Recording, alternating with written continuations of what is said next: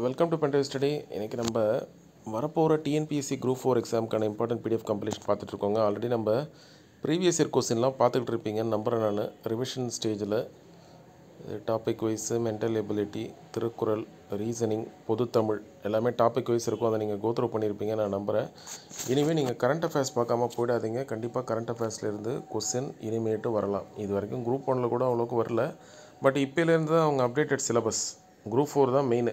சரிங்களாங்க. இப்போலேருந்து தான் தெரிய போகுது என்ன போகிறாங்க அப்படின்னு சொல்லிட்டு. சரிங்களா, அதை நீங்கள் பார்த்துக்கோங்க. நீங்கள் பார்த்தீங்கன்னா செப்டம்பர் 2024லேருந்து ஜூன் 2025 வரைக்கும் நம்ம கவர் பண்ணிவிட்டோங்க.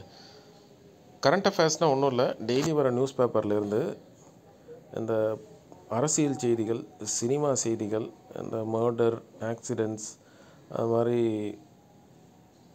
நான் சோஷியல் அதெல்லாம் தவிர்த்துட்டு நீங்கள் பார்த்தீங்கன்னா இந்த தான் பிரிக்கலாம். சரிங்களா, Tamil Nadu, national, science and technology, defence, economy, books and authors, reports and ranking, awards, appointment, sports, days and themes அப்படின்னு சொல்லிட்டு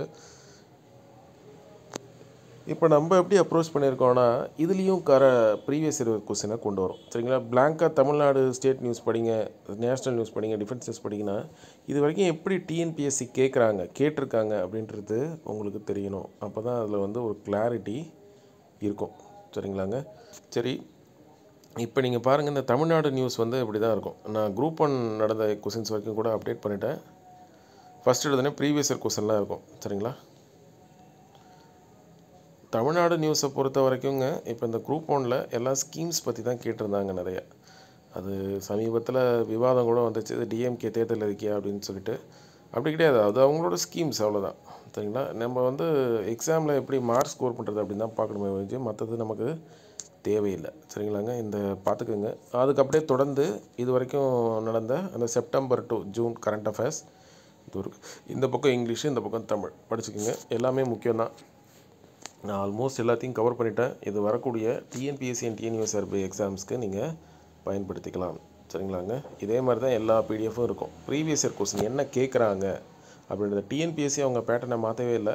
இப்போ வந்து அவார்ட்ஸ் கொஸ்டின் கூட குரூப் 1 அதுக்கு ரொம்ப நாளாக டிஎன்பிஎஸ்சி கேட்குற கொஸ்டின் தான். அதாவது இவங்களுக்கு இந்த நோபல் பரிசு கொடுத்துட்டாங்க, என்ன கண்டுபிடிச்சதுக்காக கொடுத்தாங்க அப்படின்றதெல்லாம் அது ரிப்பீட்டட் டிஎன்பிஎஸ்சியோட பேட்டர்ன் தான். அதனால் ப்ரீவியஸ் இயர் கொஸ்டினை பார்த்து வச்சுங்க. அதான் நல்லது. எங்கெங்கே பெண்கள் சம்மந்தப்பட்டிருக்காங்களோ அதெல்லாம் ரொம்ப ரொம்ப இம்பார்ட்டன்ட். அப்பாயின்மெண்ட் எந்தெந்த யாராவது பெண்கள் அப்பாயின் பண்ணியிருக்காங்களா, ஸ்போர்ட்ஸில் பெண்கள் யாராவது வின் பண்ணியிருக்காங்களா, அவார்ட்ஸ் அண்ட் ஆனர்ஸ், இந்த உலக அழகி எல்லாம் போட்டு ரொம்ப முக்கியம். அப்புறம் புக்ஸ் யாராவது இம்பார்ட்டன்ட் ஃபீமேல் எழுதியிருக்காங்களா, அடுத்து வந்து any schemes related to woman, அதெல்லாம் ரொம்ப முக்கியம்.